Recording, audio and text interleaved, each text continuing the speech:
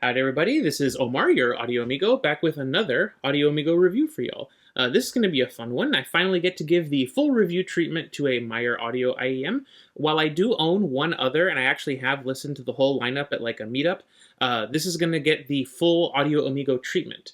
This one is their second most expensive IEM, the SLIIVO SL224, a $270 Tribrid IEM featuring, as the name implies, 2 dynamic drivers, 2 balanced armatures, and a quartet of microplanar tweeters. This price range is, in my opinion, one of the most hotly contested in the hobby. There's new sets being released here all the time with very competitive tunings. Does Myer-Audio have a winner on their hands? Well, let's see. A quick disclaimer, the SL224 here was sent to me by HiFiGo for review. I'm not being paid for this video, but because I could turn around and sell this set if I wanted to, I've gone ahead and activated the paid promotion feature here on YouTube. I do these disclaimers because I believe in full transparency when there is potential bias besides my own personal taste at play. Thank you so much to HiFiGo for sending these out, and thank you to all of you watching for your continued support. The unboxing experience here on the SL224 is classic Myer-Audio. You get the IEMs inside in a foam carrier already attached to the modular cable, which comes with 3.5, 4.4, and USB-C with a built-in DAC. Always super, super nice to see.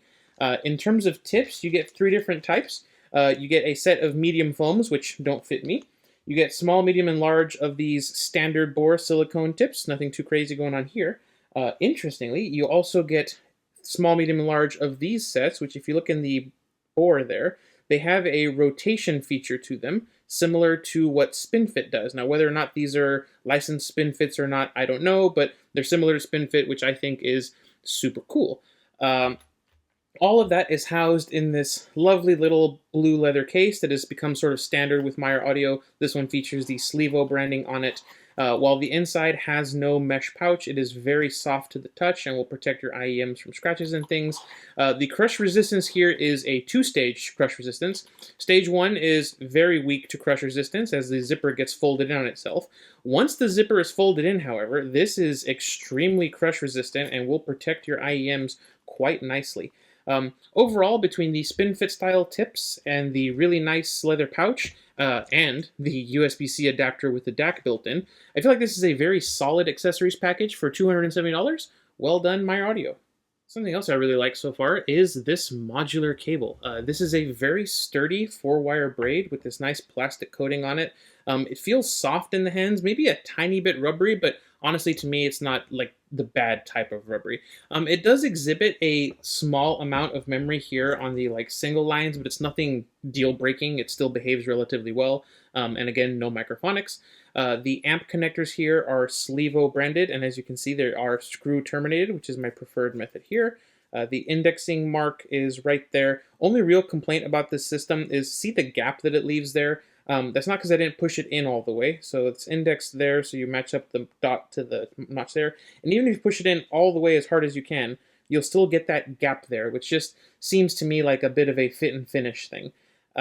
The shape on this connector is sort of Coke bottle shaped, which is nice because it gives you a nice little grip point to pull when attaching to heavy amps or players.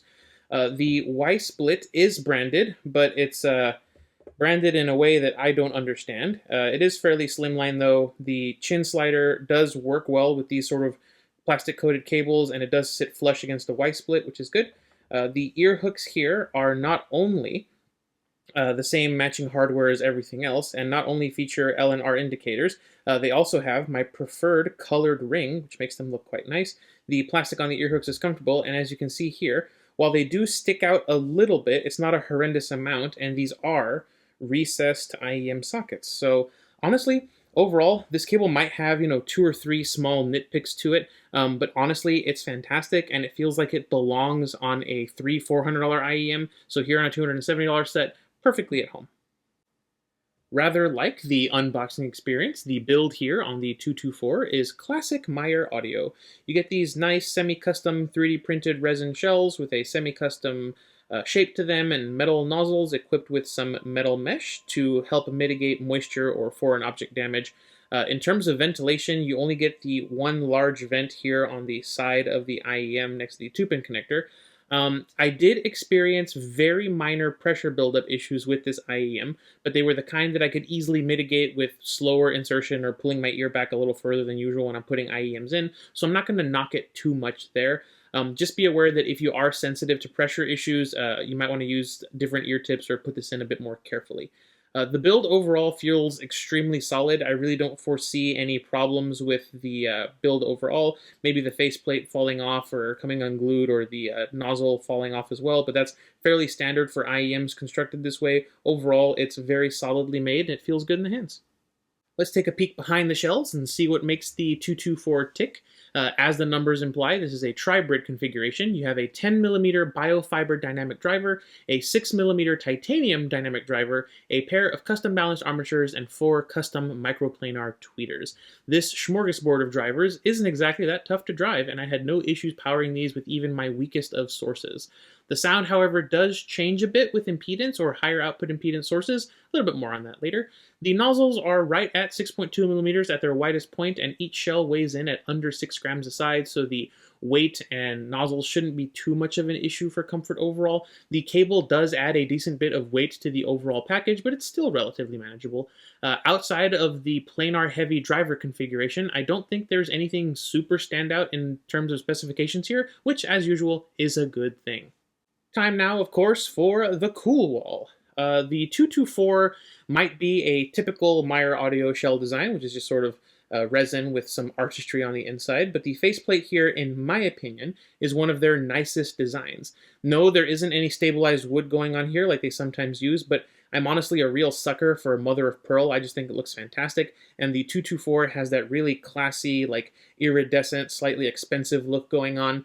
I think that the silver SLIIVO logos play rather well off of the look, especially with the silver ring around the outside of the design here.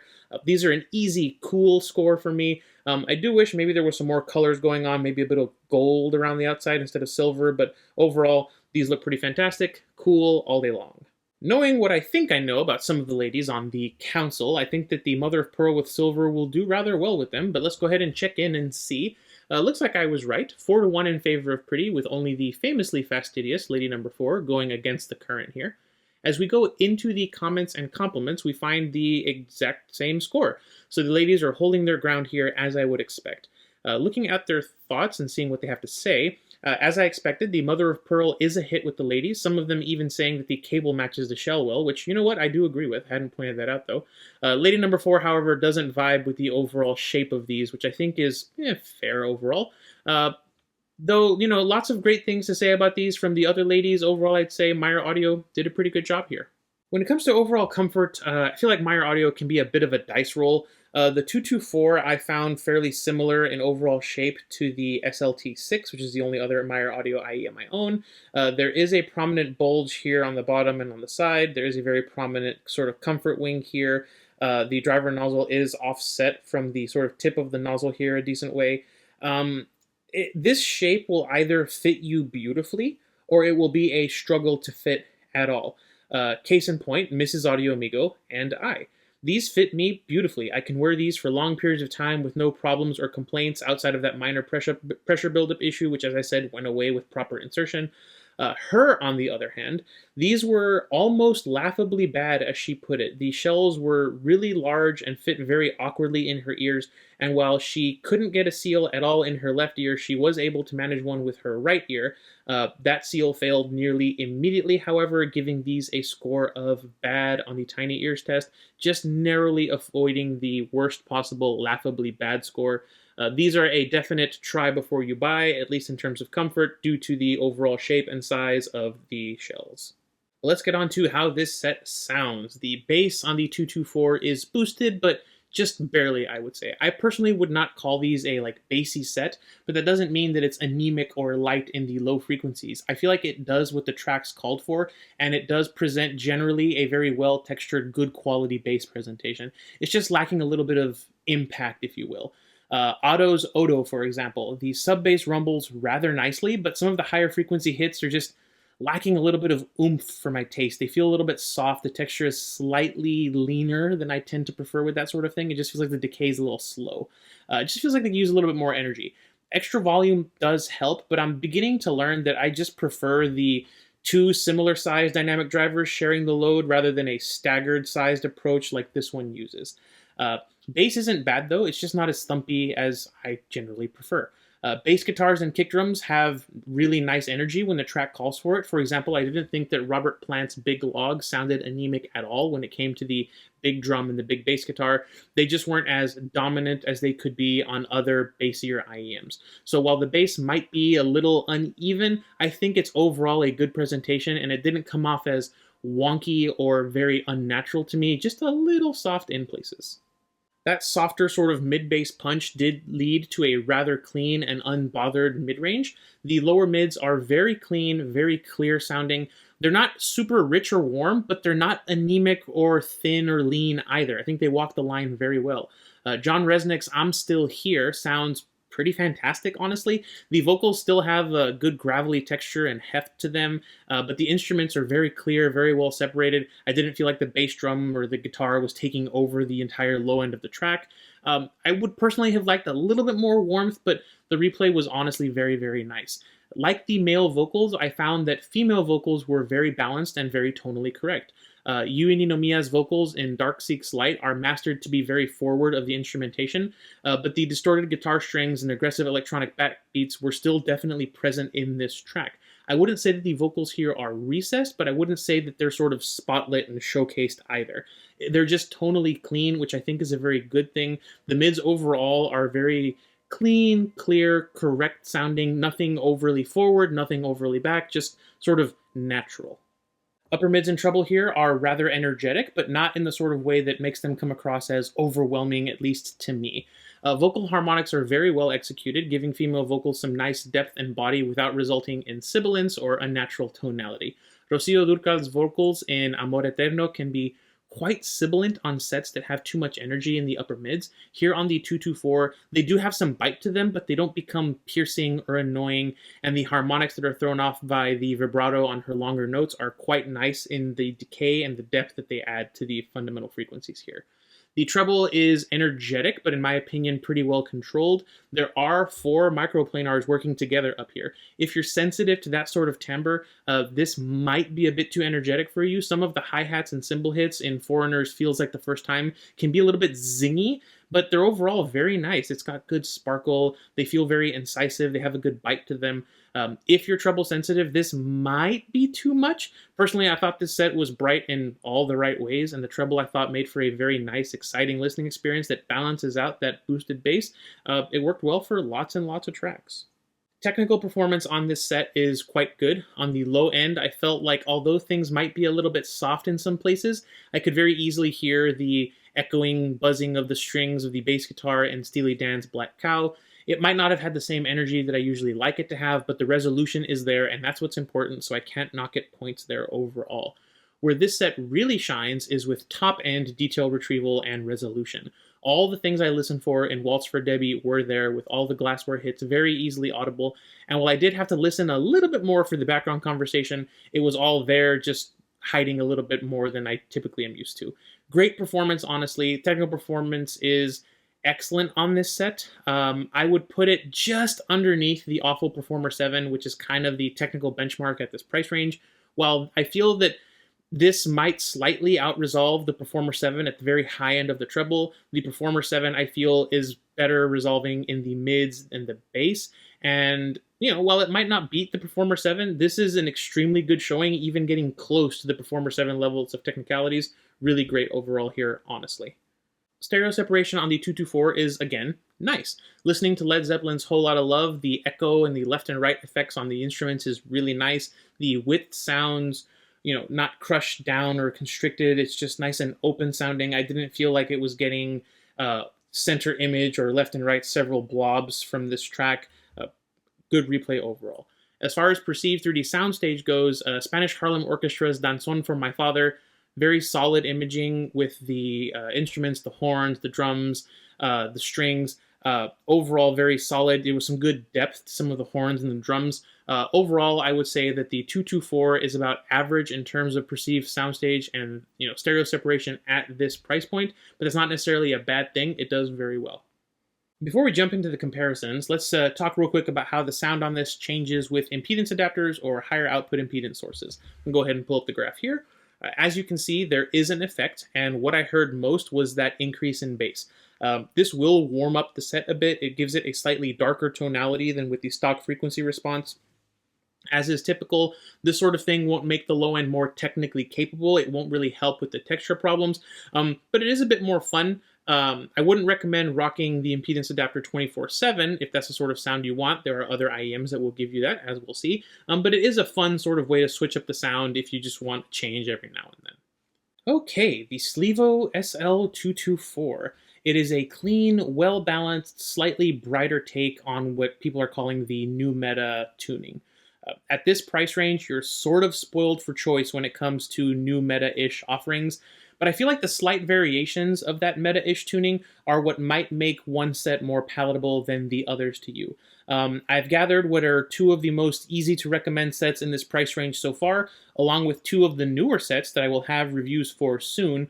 For now, I'm going to be using them in comparisons, just know review for these two coming sooner rather than later.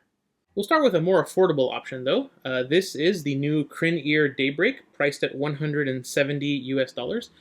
These two are honestly very similar in overall sound, but listening to them A-B side-by-side volume matched, the SL224 came off as the brighter, cleaner, more clinical sounding of the two. The Daybreak is warmer, it's a bit richer in the low end, and I feel like the planar zinginess that you can get at the top end here is much more controlled on the Daybreak. By contrast, the 224 comes across more resolving, more technical, maybe a little bit less fun, but that's sort of what it's going for. What I'll say is if you've tried the Daybreak and we're like, there's too much bass, not enough detail, 224 is a logical upgrade choice if that's what you were missing from the Daybreak. Next up, another new kid on the block. It will be getting a review very soon. It is the EPZ K9, priced at $280 in most areas, but unfortunately here in the US, more like $380. The K9, at least in my A/B testing, came off sounding a bit more contrasty than the SL224. This packs a bit more punch in the mid bass, has more filled in, meatier sounding lower mids, and has some extra harmonic energy in the upper mids and treble that can translate to being a bit more detailed in those areas. SL224, again, is cleaner, clearer in overall sound, but in terms of technical performance, I would say that these two are honestly about even. They approach things differently. This is packing 8 BAs, whereas this one's packing a pair of BAs and 4 microplanars. If you have a preference for sort of lower mids and mid treble over upper treble, and you prefer richer lower mids, the K9 could be your choice here. But if you want the absolute cleanest mids and that little bit of extra pop in the upper treble area, the 224 is your choice here instead. Price is very close between these two, both good choices, honestly. Speaking of IEMs that need to get a review, how about the new Ziigaat Crescent, priced at $280 US? If you're one of those people who prefer every driver in your set be branded, this can be a great option. Compared to the SL224, this one is straight up warmer. You get richer, thicker, punchier bass and lower mids with better texture at the cost of a more subdued upper mids compared to the SL224. While it still has plenty of upper treble energy, it doesn't come across as zingy or as clinical as the 224. I'm going to sound like a broken record here. 224 compared to the Crescent is clearer, cleaner, and leaner in the lower mids, and the balance overall makes this come across as the brighter, more technical, more analytical set. Whereas if you prefer something warmer and you like bass more than anything else, go ahead and grab the Crescent. If you prefer a brighter tune, choose the 224. Finally, we'll bring in what I think is the sort of tonality gatekeeper for this price bracket, the Softears Volume S, priced at $320 US. While I personally would not describe either of these sets as bassy, I would say that the 224 here has a bit more sub-bass rumble, while the Volume S has more mid-bass punch. The bass on the Volume S comes across as more balanced and more natural to me, with those warmer, richer lower mids that come with it. 224 is overall brighter across the treble, and while it is the more technical and detailed sounding set to me, the Volume S sounds more natural and just smoother overall, more musical. If you want a more V-shaped tonality than the Volume S, I feel like the 224 is going to be the choice, especially if you want to maintain some of that tonal correctness. But if you want something that sounds even more correct, then I think the Volume S is still pretty special, even if it is $40 more than the 224. All right then, let's go ahead and wrap things up in sort of a tonal breakdown here. I think that the 224 of everything on the table here is the cleanest and leanest in the lower mids, and overall has a bit of a bright leaning tonality with wonderful technical performance. If you want that sort of technical performance, but you want a bit more body to the mid-bass and lower mids, but still want a slightly brighter tonality, the K9 and its more V-shaped but still very technical sound might be your choice here. If you want more bass and you're okay giving up some of that resolution and technical performance, you can go Daybreak. If you want even more warmth than that, then the Crescent is a fantastic choice. And if you have an extra $40 or so and you want a very musical, tonally correct sounding set that just works with everything and is a fantastic all-rounder, the Volume S is still fantastic. But honestly, all the sets on this table I think are pretty fantastic, which is pretty big spoiler for future reviews, but what can I say? As I said, this is one of the most competitive price ranges in the hobby right now, in my opinion, and you can pick and choose the tonality that you want, and choice is a fantastic thing, honestly. So now let's pull up the Audio Amigo rating scale and try to find a place for the SL224. With a price bracket this crowded, Myer-Audio needed to do something to stand out. So what they've done is they've upped their accessory game with that nice USB C adapter and the Spinfit style tips, but it's not enough to fully beat out the competition, as they have nice accessories. Shells are quite nice and beautiful, but so are a lot of things at this price range. And the tuning, well, the tuning is honestly where I think they did pretty well. I think it's different enough to the competition that it is meaningful. I feel like compared to all the sets that we looked at today, this is clearly more clarity and resolution focused compared to its contemporaries. By dipping that mid-bass and lower mids like it has, it stands out with its cleaner sound while not straying fully into anemic or thin areas. I think they pulled off the tightrope act rather well, and while it's not the absolute king of technical performance at this price range, it is at or near the top along with the K9 and, as I mentioned, the Performer 7. All of that adds up to a pretty good score. The treble can be a little bit too incisive at times, but to me it didn't come across as fatiguing. Overall, I'm going to be sticking this in This is Brilliant. At the end of the day, the treble from those quad microplanars might be a little bit hot for some folks that are sensitive, but I didn't find it overcooked to the point where I think it will be fatiguing for the majority of people. I think it's clearly different from its main competition, and that is what will make people choose this over the rest of the sets here. So, who would choose the 224 over the rest? Well, I wouldn't recommend this set for bass heads due to the more subdued mid-bass presentation and the sort of softer texture with some mid-bass drops.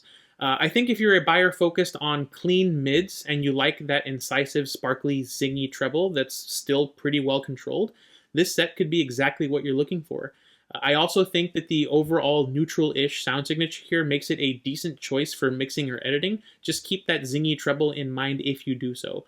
I think this makes for a pretty fantastic all-rounder, especially if you have a preference, as I said, for those leaner, cleaner, lower mids that this set can have.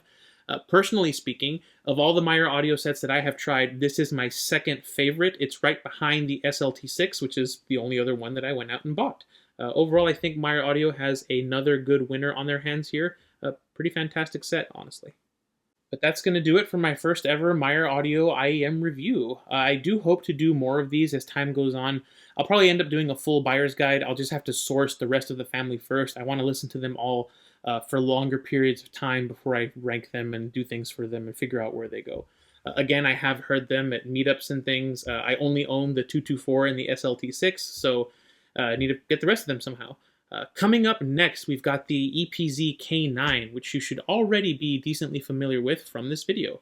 But for now, I'm just going to go ahead and say thank you all so much for watching and for all your continued support. Really hope you enjoyed the video. This has been Omar with Audio Amigo Reviews, and I will catch y'all next time.